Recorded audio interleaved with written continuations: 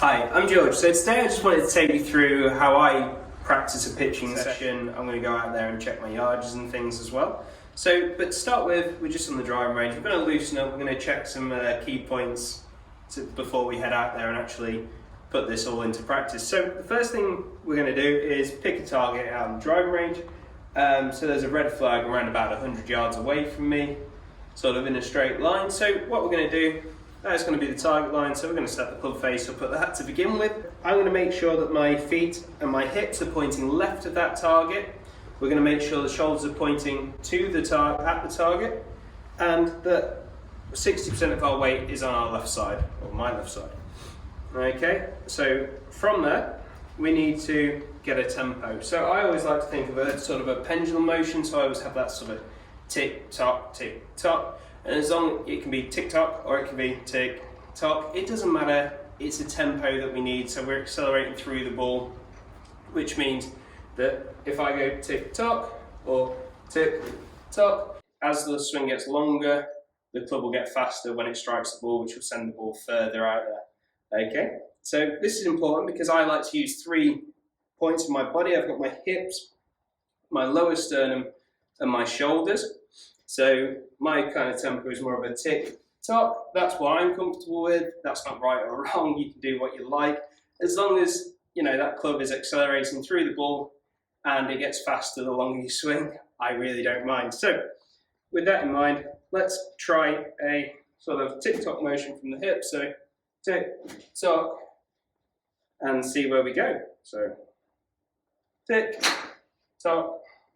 Not the best of strikes, but that's all right.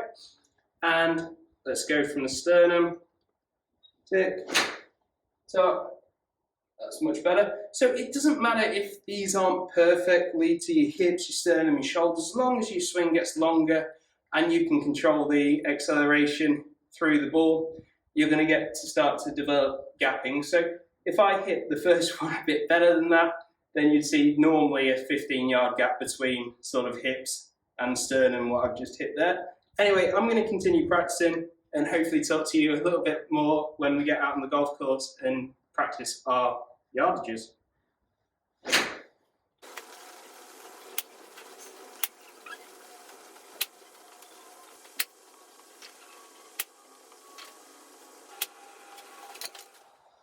So I've come off the driving range now. I'm feeling great about my tempo and I've been striking the ball lovely on there. So it's time to now actually figure out how far these wedge shots are going, just so I can use that on the golf course. So for starters, I've got 9 golf balls. So we're going to play 9 shots, 3 from my hips, 3 from my lower sternum, 3 from my shoulders, using that tick-tock tempo that we're talking about. So just going to have a little practice swing, try and get that tempo going again. So I'm comfortable now. The ones I'm hitting from my hips are all number 2s. I've got 3 balls with 3 on and 3 balls with 4 on. So I know which is going to be which. I mean, you can just mark them however you want. It really doesn't matter. And from there, we're then going to go out, and I've got a Bushnell on my bag, so laser rangefinder. My golf bag, well, I'm going to play all the shots level with this golf bag, and then when we're out there, hopefully they'll be in a nice kind of tight group, and then we'll use that golf bag then to zap back to. If you've got any other device, sort of a GPS or anything, you can normally mark your position, go out there, mark your position again.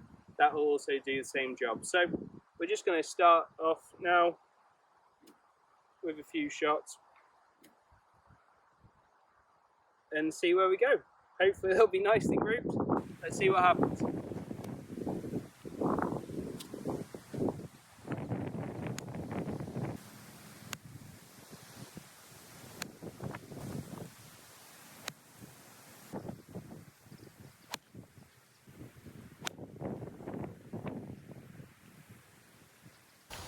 Okay, so I kind of played 2 awful shots in that, but let's have a look up there and see how that's gone.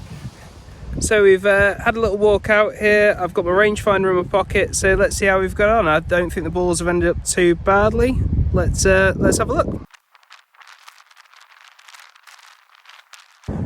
So after measuring that, it turns out we've got about 75 yards, 95 yards and 110 yards out there. So, you know, now it's time to rinse and repeat for pretty much every club in my bag up to 8 iron, I guess. So anyway, I'm going to have some fun doing that, and then hopefully I'll show you why. Now what we're going to hopefully find out is, and you'll see, is a lot of these clubs will kind of cross over in distances. So hopefully what we're going to go out and do is take one of my longer irons, for example my 8 iron, and we're going to put that side by side with hopefully one of my wedges, and you can see why these options are great to use in different circumstances. So this is an example I'm talking about where it really comes in handy to have different ball flights into the green. So I've got my gap wedge, which will come up, land by the pin and hopefully stop very quick, or I've got an 8 iron shot that will land just at the front of the green there and trundle up this hill, hopefully onto this top tier. Now what you'll find is, some of the times when it's kind of, you might have a bit of back wind or the ground might be a little bit harder, that gap wedge that you rely on for that 100-yard shot you've left yourself in will pitch on this top tier, but then bounce into this bunker and get you into some trouble. Whereas that 8 iron shot that's going to land at the front will pitch and it will still run up to the same tier that it would normally go, the bounce. So it's a little bit late in the day, but what I've found is my gap wedge from my shoulder height swing goes the same distance as my 8 iron from my hip swing. So what I want to show you is a couple of shots. It will show you the different ball flights into the green, you know, which can really help out when you've got a shot like this.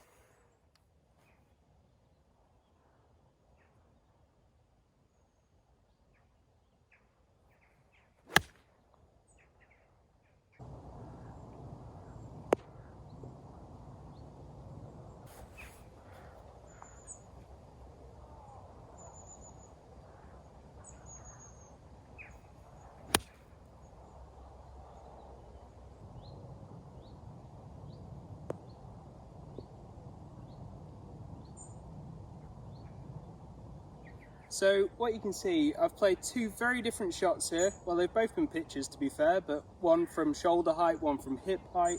One's stopped very quickly, the others ran up, but they're within about 2-3 yards distance wise on the same tier. But hopefully this is going to give you many more options when you're playing into greens if you get that out there and give this a try and figure out your own yardages. Thanks for watching. So one thing I did forget to say is, if you enjoyed this video, please like and subscribe to the channel. It'll let me know that I'm doing the right thing, and obviously if there's anything you want to see, put it in the comments below and I will try and cover it. Thank you for watching.